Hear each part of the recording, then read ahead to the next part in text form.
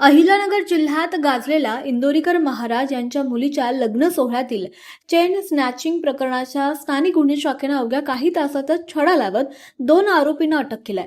या कारवाईत पोलिसांनी तब्बल 2,89,500 रुपयांचा मुद्देमाल जप्त केलाय।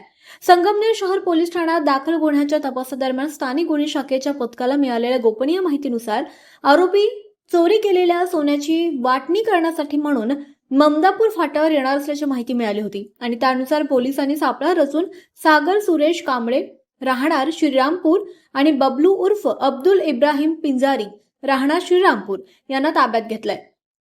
चौकशीत आरोपींनी त्यांच्या अन्य 2 फरार साथीदारांसह गुन्ह्याची कबुली दिली आहे।